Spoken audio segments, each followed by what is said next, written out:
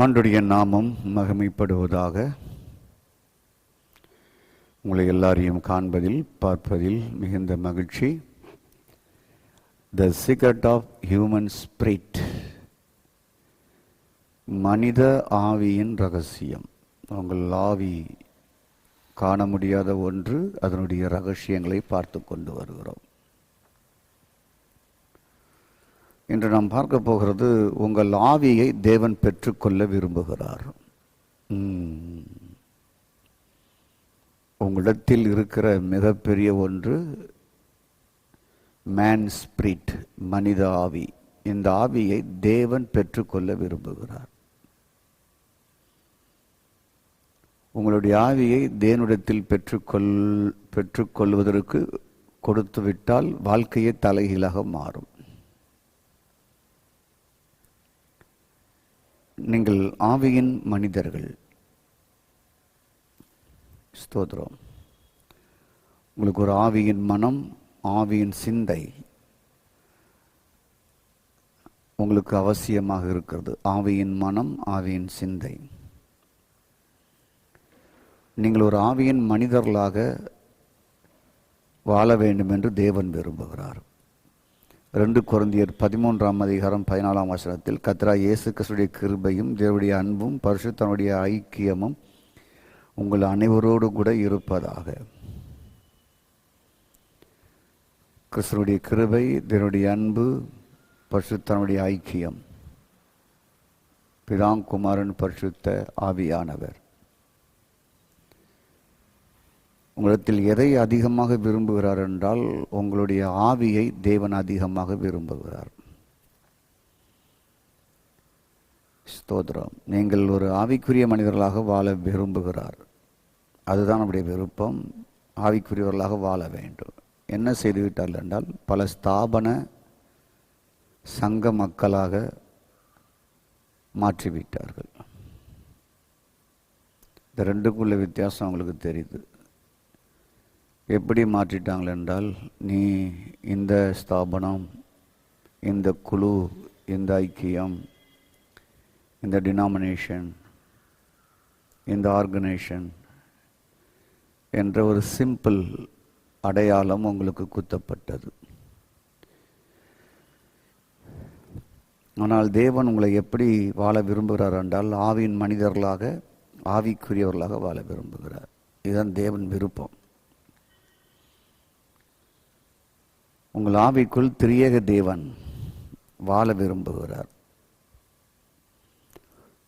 அவர் பரலோகத்தில் கொட்டாரம் போட்டு வாழ விரும்புகிறார் என்று நம்ம போதனையை பல வருஷங்களாக கேட்டு கேட்டு அழுத்து போன ஒன்று.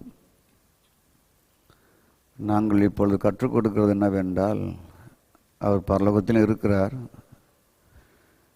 உங்களுக்குள்ளும் இருக்கிறார். திரியேக தேவன், பிதா குமாரன் பரிசுத்த ஆவியானவர் உங்களுக்குள்ளும் இருக்கிறார். பலமுறை யோவான் 14:16 உங்களுக்கு அடையாளமிட்டு பேசியிருக்கிறேன். நான் போகிறேன், திரும்பி வருவேன்னாரு. வந்து உங்களோடு தங்குவேன் அப்படிங்கிறார். நானும் பிதாவும் திருப்பி வருவோம் அப்படிங்கிறார். பிதா என்னிலும் நான் உங்களிலும் இருப்பேன் அப்படின்னாரு. கர்த்தருக்கு ஸ்தோத்திரம். இப்பொழுது சொல்லப்படுகிற ஓமைகளைப் போல நான் அப்பொழுது சொல்ல மாட்டேன் என்று சொன்னார். அப்போ 50ஆம் நாள் பரிசுத்தாவி ஊற்றப்பட்ட பரிசுத்தாவியானவர் திரும்பி வருவேன் என்று சொன்னவர். இதற்கு அடையாளமாக பல வசனங்கள் எல்லாம் சொல்லியிருக்கிறேன். கிறிஸ்துவின் ஆவி உடையவன் அவருடையவன். ரோமர் 8:9, 1 கொரிந்தியர் 15:45, 2ஆம் மாதமாகிய கிறிஸ்து உயிர்ப்பிக்கிற ஆவியானவர். இயேசு ஆவியாக இருக்கிறார். இப்பொழுது உங்களுக்குள் வாழ விரும்புகிறார். உங்களில் இருக்கிற ஆவியை அவர் பெற்றுக்கொள்ள விரும்புகிறார். அதுதான் இந்த ஆவியை குறித்து உங்களுக்கு பேசுகிறேன். ஒப்புக்கொடுவாங்க ஒவ்வொரு மீட்டிங்லேயும். நானும் ஒரு 35-40 வருஷமாக ஒப்புக்கொடுன்னு சொல்லி பல லட்சங்கள் செலவு செய்து பல கூட்டங்களை வைத்து, முதல்ல விசுவாசி தான் ஒப்பு கொடுக்க வருவாங்க. எப்படி? அங்கே மேடை ஏறி சாட்சி கொடுக்குறதும் அவங்க தான். ஒரு முறை அசம் சாகரில் சாட்சி கொடுப்பாங்க, இன்னொரு முறை இன்னொரு ஸ்தாபனத்தில் சாட்சி கொடுப்பாங்க, இன்னொருத்தர் ஏஎல்சிசி வச்சு அங்கே போய் அதே நபர் சாட்சி கொடுப்பாங்க. இருதய வியாதியை சுகமாக்கி விட்டார். அங்கேயும் கார்டு எழுதி கொடுப்பாங்க. நாங்களும் வாங்கி அடிக்கடிக்கு பார்த்தா கடைசியில் வீடை போய் விசிட்டிங் பண்ணி பார்த்தா நாங்கள் அந்த சபைக்கு போகிறோம் இந்த சபைக்கு போகிறோம்பாங்க. கர்த்தருக்கு ஸ்தோத்திரம். நன்றாக புரியுங்க. உங்கள் ஆவியை அவர் பெற்றுக்கொள்ள விரும்புகிறார். உங்கள் ஆவியை கொடுத்துட்டா வேறு எங்கேயும் போய் நீங்கள் ஒப்பு கொடுக்க மாட்டீங்க. இந்த ரகசியங்கள், இந்த வெளிப்பாடுகள் விசுவாச மக்களுக்கும் தெரியல, சாமிமார்களுக்கும் தெரியல. ஸ்தோத்திரம். எதற்காக உங்கள் ஆவியை பெற்றுக்கொள்ள விரும்புகிறார் என்றால், அவர் தங்குகிற ஒரு வசிப்பிடமாக மாற்ற விரும்புகிறார். உங்கள் ஆவியை ஒரு கூடாரமாக்கி, ஒரு வாஸ்தஸ்தலமாக்கி, ஒரு தேவாலயமாக்கி அதற்குள்ளே தங்கணும்னு விரும்புகிறார். நீ வெளிப்படுத்தல் 21:3 வாசிங்க. தேவனுடைய வாசஸ்தலம் எங்கே? மனிதர்கள் நடுவிலே. அவர் உங்களுக்குள்ளே உலாவி உங்களுக்கு தேவனாக இருக்கிறார். ஸ்தோத்திரம். 1 கொரிந்தியர் 6:19 நீங்களே தேவனுடைய ஆலயம், உங்களுக்குள் பரிசுத்த ஆவியார் வாசமாக இருக்கிறார். அவர் உங்களுக்குள்ளே இருக்கிறார். எங்கேயும் போய் கைத்தட்டி வாருமையா போதகரேன்னு பாடிட்டு இருக்காதீங்க. உங்களுக்குள்ளே இருக்கிறவரை பாருங்க. ஊற்றுமையெல்லாம் கொஞ்சம் ஸ்டாப் பண்ணிட வேண்டியதான். ஏன்னா அவர் உங்களுக்குள்ளே இருக்கிறாருங்கிற கான்ஃபிடென்ட்டு நடத்துகிறவங்களுக்கும் சபை மக்களுக்கும் அவசியம். உங்களுக்குள்ளே இருக்கும்பொழுது நீங்கள் பல இடங்களுக்கு அலைந்து திரிய வேண்டிய அவசியம் இல்லை. இருந்த ஸ்தலத்திலேயே கர்த்தரை தேடி எல்லா நன்மைகளையும் நீங்களே பெற்றுக்கொள்ளலாம். நீங்கள் பெற்றுக்கொள்வதற்கும் உங்களை ஜெபிப்பதற்கும் நாங்கள் உற்சாகப்படுத்துகிறோம். ஸ்தோத்திரம். வரமுடையவரே உங்களுக்குள் இருக்கிறார். எல்லாவற்றில் நிரப்புகிறவரே உங்களுக்குள் இருக்கிறார். மகிமையின் கிறிஸ்து இயேசு உங்களுக்குள் இருப்பதே ரகசியம். கொலைசீர் 1:27. மகிமையின் கிறிஸ்து உங்களுக்குள் இருக்கிறார். அப்போ ஏன் ஆவியை கேட்கிறார் என்றால், உங்கள் ஆவியை ஒரு வாஸ்தஸ்தலமாக மாற்றி, ஒரு ஆலயமாக மாற்றி, ஒரு கூடாரமாக மாற்றி உள்ளே இருக்க, இங்கே இருக்கிறவராக இருப்பார் என்றால் நம்முடைய வாழ்க்கை எல்லா ரிமோட்டும் சரியாயிரும். இன்னைக்கு வால் முதல் தலை வரைக்கும் உள்ளே இருக்கிறார் என்கிறது சரியில்லாதனால தான் ரிமோட்டு சரியில்லாமல் இருக்கு, வாழ்க்கை சரியில்லாமல் இருக்கு. ஸ்தோத்திரம். ஆகவே தேவன் அங்குமிங்கும் அசைவாடி நகர்ந்து உங்களுக்குள் இருக்க விரும்புகிறார். தேவன் தங்கும் வாசஸ்தலம் உங்கள் ஆவி மட்டுமே என்று வெளிப்படுத்தல் 21:3 சொல்லுகிறது. ஸ்தோத்திரம். ஆகவே நீங்கள் ஆணாக இருந்தாலும் பெண்ணாக இருந்தாலும் உங்கள் ஆவியை ஒரு வீட்டாக்கி அந்த வீட்டுக்குள்ளே அவர் குடியிருந்து அங்குமிங்கும் அசைவாட விரும்புகிறார். நான் ஏற்கனவே 2 கொரிந்தியர் 6 பலமுறை அந்த வசனத்தை உலாவுகிறாங்கிற வசனத்தை எடுத்து நான் உங்களுக்கு சொல்லியிருக்கிறேன். உலாவுகிறார் என்றால் நடக்கிறார். கிறிஸ்து தேவாலயத்தில் உலாவினார். உண்மைதானே? ஸ்தோத்திரம். ஆதியாகமம் 1 வெறுமையாக இருந்த பூமியின் மேல் அசைவாடினார். ஒழுங்கின்மையாக இருந்த பூமியின் மேல் அசைவாடினார். அப்புறம் எருசலேம் ஆலயத்திலுடைய மகிமை இறங்கியது. ஸ்தோத்திரம். 120 ஆசாரிகள் எக்காலங்களை தொனிக்கையிலே ஸ்தோத்திரம் மேகங்கள் அப்படியே ஆசரிப்பு கூடாரத்தை நிரப்பிற்று. இப்பொழுது அங்கே ஆசரிப்பு கூடாரத்து நிரப்பில் அவர் கட்டடமாக இருக்கிற ஒரு சர்ச்சு, ஒரு ஆலயத்துக்குள்ளே ஆவியானவர் இறங்கி நிரப்புறது கிடையாது. இப்போ உங்களுக்குள்ளேயே தங்கி உங்களுக்குள்ளேயே உலாவி உங்களுக்குள்ளேயே நிரப்புகிறார். முதல்ல புரியுங்க. கர்த்தருக்கு ஸ்தோத்திரம். ஆகவே ஒவ்வொரு தனிப்பட்ட மனிதனுடைய வாழ்க்கையிலையும் ஆணோ பெண்ணோ வாலிபரோ ஸ்தோத்திரம் உங்கள் ஆவிக்குள்ளேயே அவர் நடமாட உலாவ ஒரு கூடாரம் போட்டு ஒரு வாஸ்தஸ்தலமாக்கி தேவனுடைய ஆலயமாக்கி அங்கே குடியிருக்கிறார். இதைத்தான் நம்ம எபேசியர் 2:19-20-21 வாசிக்கிறோம். நிறைய வசனங்கள் பல முறை நான் உங்களுக்கு சொல்லிக் கொண்டு வருகிறேன். ஆகவே உங்களுடைய ஆவியை தனக்கு ஒரு வீடாக மாற்றுகிறார். பழைய ஏற்பாட்டில் அங்கங்கே பலிபீடம் கட்டினாங்க, வந்த அக்கினி இறங்கியது. அதுக்கப்புறம் ஒரு ஆசரிப்பு கூடாரம் கட்டினாங்க, அங்கே தான் நான் தங்குற ஸ்தலம் அப்படின்னாரு. அதில் பயபக்தியாக இருக்கணும். அதுக்கு நிறைய ரூல்ஸ் இருக்குது, 616 ரூல்ஸ் இருக்குது, பிரமாணங்கள் இருக்கிறது. அப்புறம் தேவாலயம் கட்டினாங்க, நான் ரொம்ப நேசிக்கிறேன் அப்படின்னாரு. அப்புறம் சமாரியா மரத்தில் சொல்லும்பொழுது பிதாவை தொழுது கொள்ளும் காலமே எங்கும் வரும், ஆவியோடும் உண்மையோடும் தொழு அப்படின்ட்டார். இந்த மலை கிடையாது, அந்த மலை கிடையாது. எருசலேம் மலம் கிடையாது, சமாரியா மலம் கிடையாது, பரங்கி மலையும் கிடையாது, இமயமலையும் கிடையாது, திருவண்ணாமலையும் கிடையாது, எந்த மலையும் கிடையாது. அவர் தங்குற இடம், இறைவன் தங்குகிற இடம் உங்கள் ஆவி. அதைத்தான் குடியிருப்பு ஆவியாக, குடியிருக்கிற எல்லையாக மாற்றுகிறார். ஸ்தோத்திரம். உங்கள் ஆவியைத்தான் ஆசரிப்பு கூடாரமாக்கி அந்த கூடாரத்திற்குள் அவர் வசிக்க விரும்புகிறார். அதுதான் உங்கள் ஆவியை பெற்றுக்கொள்ள விரும்புகிறார். அப்போது உங்கள் ஆவியை கண்டுபிடிக்கணும். நம்ம எதையோ கண்டுபிடிக்கிறோம்.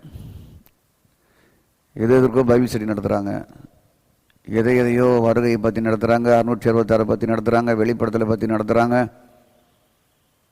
ஸ்தோத்திரம். அது 40 வருஷமாக நான் அதை கேட்டுக்கிட்டு தான் வரேன்.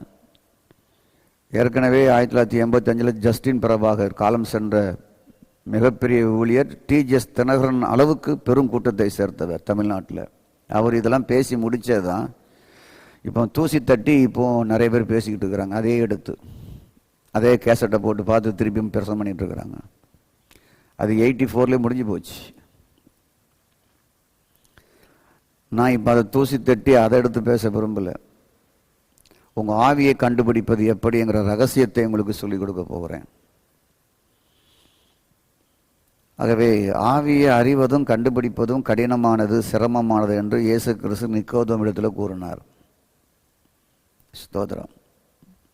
ஆவியில் பிறந்தவனை இயேசு கிறிஸ்து காற்றுக்கு ஒப்பிட்டு பேசுகிறார். நீ காற்றை பார்க்கலாம், சரி காற்றை உணரலாம், நீ பார்க்க முடியாது.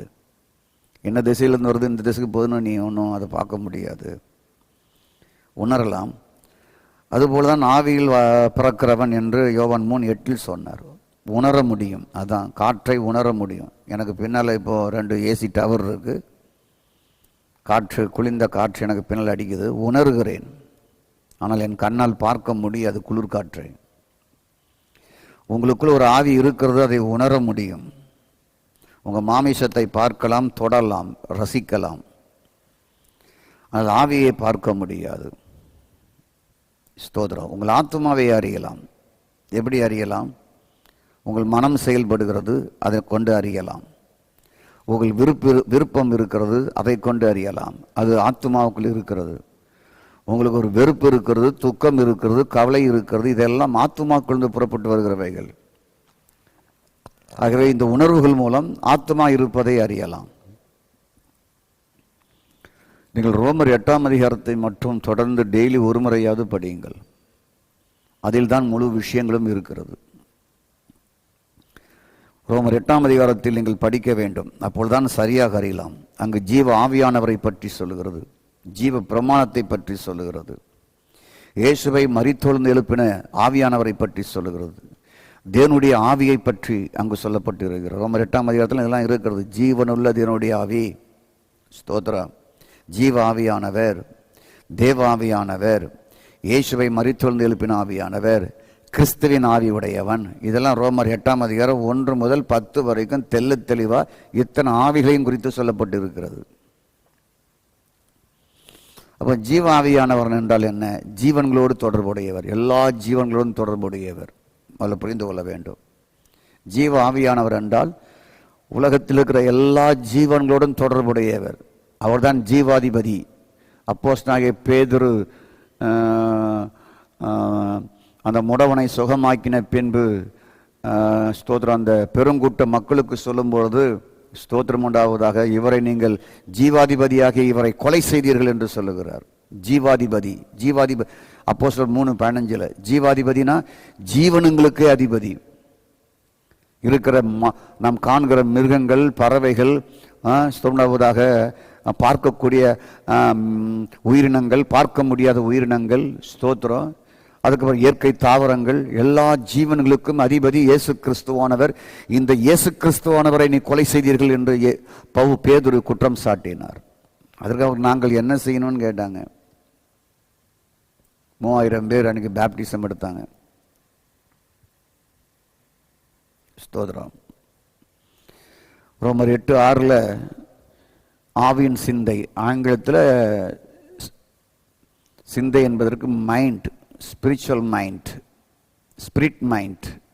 ஸ்தோத்திரம்.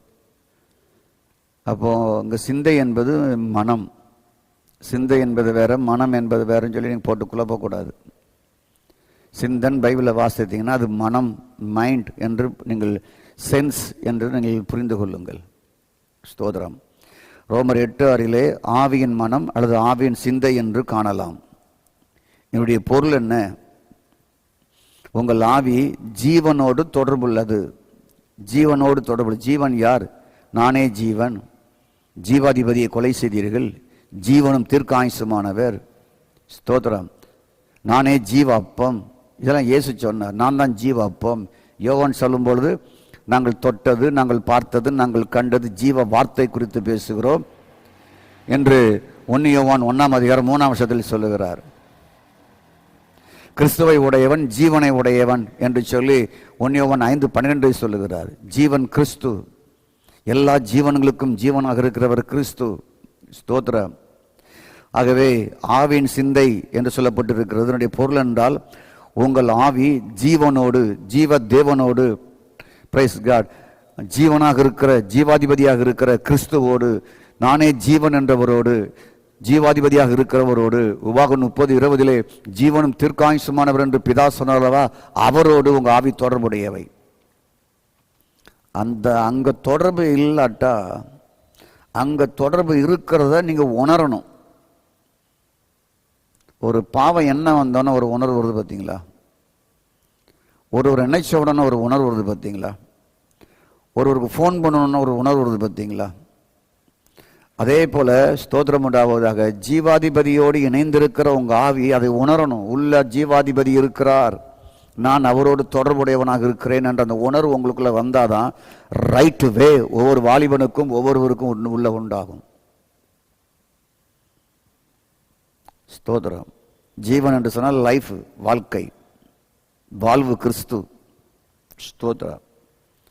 அப்போ ஜீவன் என்பது ஒரு வாழ்க்கை. ஆகவே ஜீவன் வாழ்க்கையோடு சம்பந்தப்பட்டது. ஸ்தோத்திரம். ஆவியின் வாழ்க்கை, ஆவியின் காரியமாகும். ஆகவே நீங்கள் ஆவியை அறிவது மூலம் உங்கள் வாழ்க்கையை அறிய முடியும். உங்கள் ஆவியை நீங்கள் அறிய அறிய, அங்கிருக்கிற ஜீவனாகிய கிறிஸ்துவை அறிய அறிய, ஜீவனோடு தொடர்புடைய ஆவியை அறிய அறிய உங்க வாழ்க்கை சரியா இருக்கா சரி இல்லையாங்கிறத நீங்களே அறிய முடியும். ஸ்தோத்திரம். என் வாழ்க்கை அந்த ஜீவனோடு இணைந்து இருக்கிறது, நான் தரித்திரம் பிடித்தவனாக இருக்கக்கூடாது என்ற ஒரு அறிதல் வரும். என் வாழ்க்கை ஜீவனோடு இணைந்து இருக்கிறது, ஸ்தோத்திரம் உண்டாவதாக, நான் படு சோம்பேறியா இருக்கக்கூடாது என்ற ஒரு அறிதல் வரும். என் வாழ்க்கை ஜீவனோடு இணைந்திருக்கிறது, நான் பொய் சொல்லுகிற ஒரு அனனியா சாபிராலா இருக்கக்கூடாது என்ற ஒரு அறிதல் வரும். ஸ்தோத்திரம். கிறிஸ்துவாகிய ஜீவனோடு உங்கள் ஆவி இணைந்திருக்கும் பொழுது, அங்கு அவர் குடியிருக்கும் பொழுது, ஸ்தோத்திரம், இது பொய், இது ஏமாற்றல், இது செய்யக்கூடாது, தகாத இடத்தில் நான் இருக்கிறேன், ஸ்தோத்திரம், நான் ஏமாற்றுகிறேன் என்ற எல்லா ஆப்போசிட்டான காரியங்கள் எல்லாம் உணர முடியும். இதற்காக தான் உங்கள் ஆவியை பெற்றுக்கொள்ள விரும்புகிறார். ஆவியில் அவர் இருக்க விரும்புகிறார் திரியேக தேவன். ஸ்தோத்திரம். அப்போ உங்க வாழ்க்கை மூலம்தான் அறிய முடியும். நல்லா புரிந்து கொள்ளுங்கள். அப்போ உங்க வாழ்வு எதோடு தொடர்புடையது? ஒரு ஸ்தாபனத்தோடு நல்லது, ஒரு சபையோடு நல்லது, ஒரு போதகரோடு நல்லது, ஒரு ஜெப ஐக்கியத்தோடு நல்லது. அதை விட நல்லது உங்க ஆவி தேவனோடு இணைந்திருப்பது. இங்கெல்லாம் இணைஞ்சிருப்பாங்க. 10 ஜெபக்குழு தெரியும், 10 சுவிசேஷகரை தெரியும், 10 மேய்ப்பரை தெரியும், 10 பாஸ்டர் டெய்லி வந்து ஜோமுன்ட்டு போவாங்க. 1ஆம் தேதி ஒரு ஆள் வருவார், வாரம் ஒரு ஆள் வருவார், சாப்பாட்டு நேரத்துக்கு வருவார், உட்காந்து மணிக்கணக்கில் பேசிட்டு போவார். கர்த்தருக்கு ஸ்தோத்திரம். அப்போ இங்கெல்லாம் நிறைய தொடர்பு இருக்கும். இந்த தொடர்பெல்லாம் நீங்கணும். உங்கள் ஆவி தேவனோடு தொடர்புடையதாக இருக்க வேண்டும். ஸ்தோத்திரம். உங்கள் தலசபை போதகரை தவிர வேறு எங்கேயும் தொடர்பு இருந்தால் நீ ஒன்றுமே கற்றுக்கொள்ள முடியாது. அவங்களே வீட்டில் வந்து உபவாச கூட்டம் நடத்திட்டு காணிக்க வேண்டி போயிட்டே இருப்பாங்க ஒழுங்கா. ஆகவே நீங்கள் ஒரு சபையில் சரியாக இருப்பதற்கு நான் உங்களுக்கு சொல்லிக் கொடுக்கிறேன். ஸ்தோத்திரம்.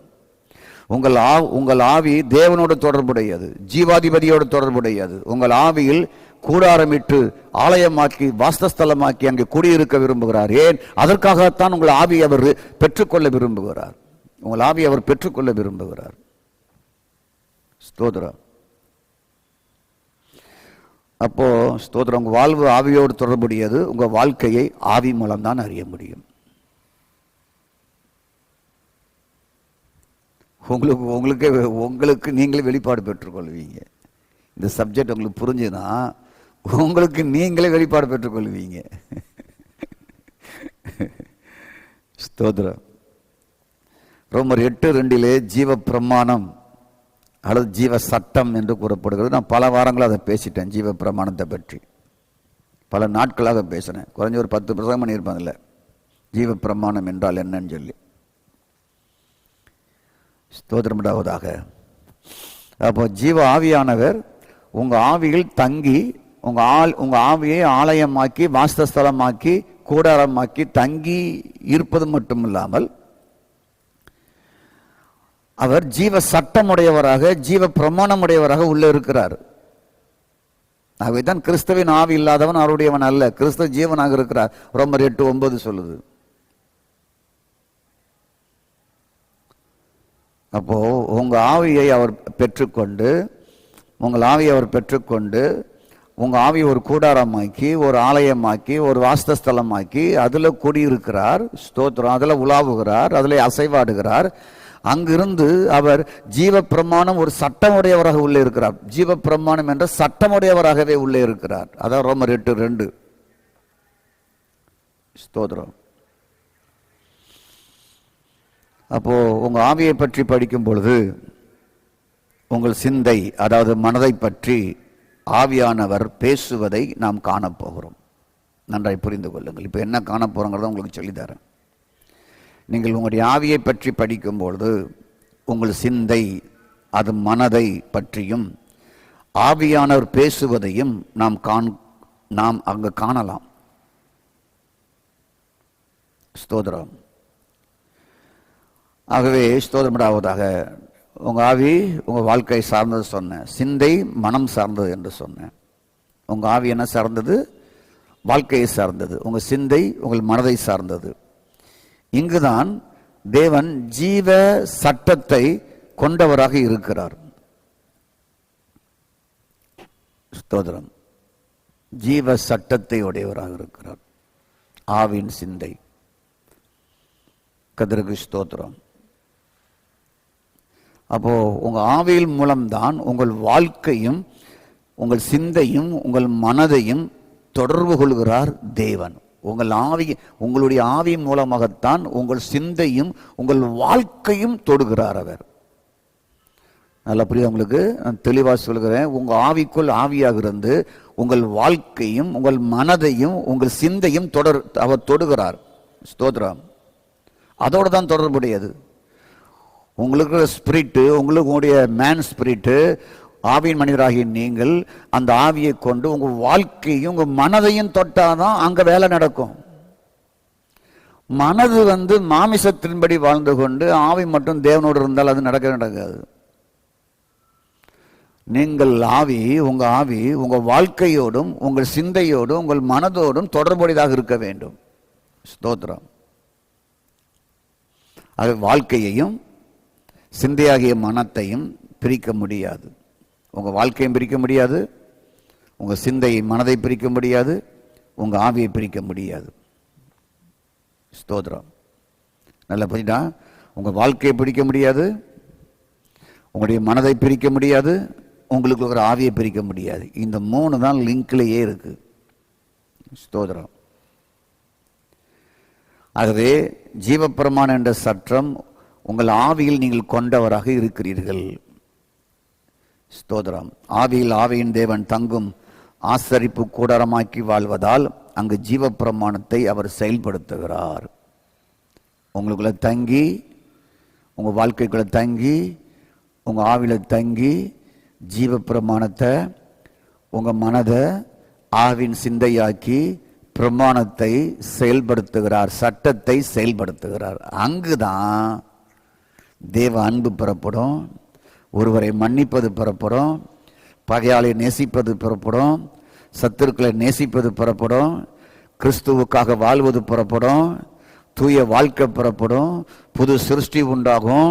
எல்லா லைஃபும் உள்ள அங்கதான் மாறுது. ஜீவப்பிரமாண சட்டம் உள்ள இல்லாட்டா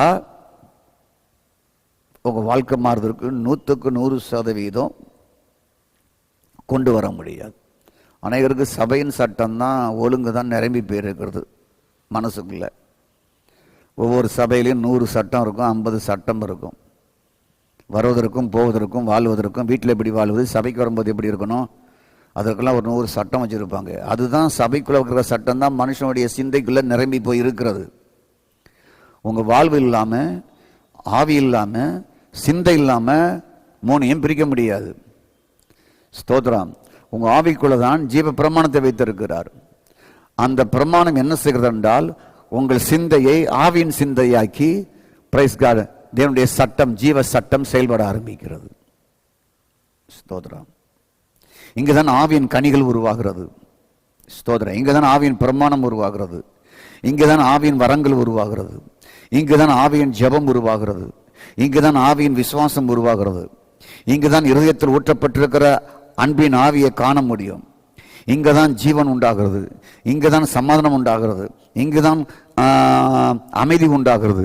இங்குதான் கிறிஸ்துவின் கிருபை உண்டாகிறது. இது எல்லாமே உங்க ஆவிக்குள்ள தான் உண்டாகுது.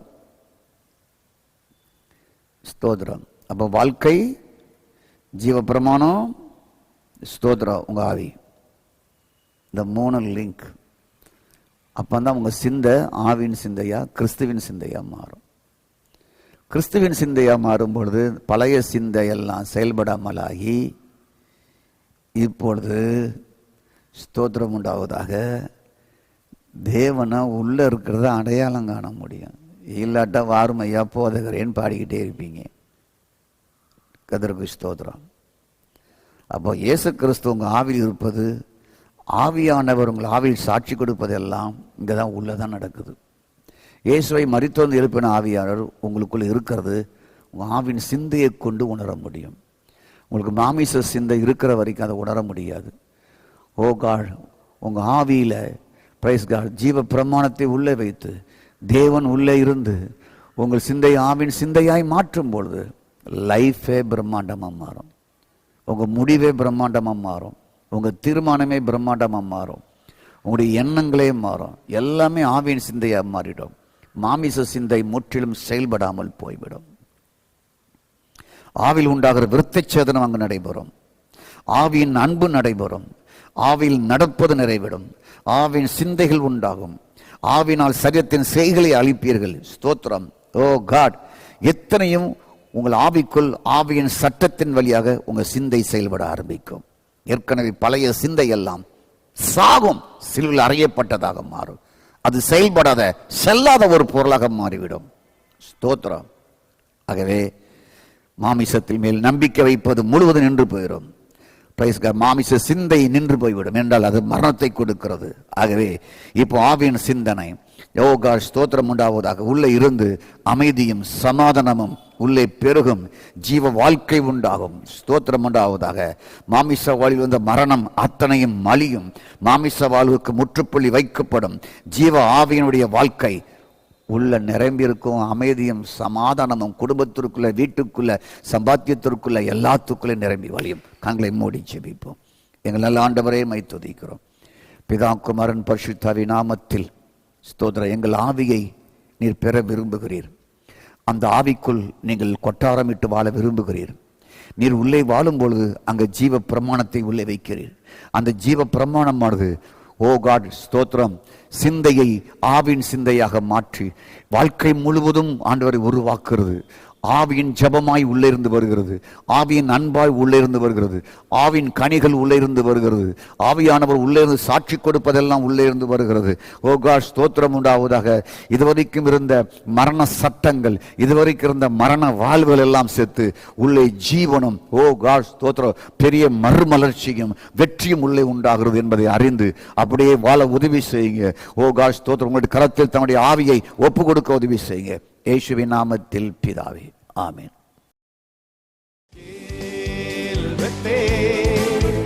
இது வானத்தின்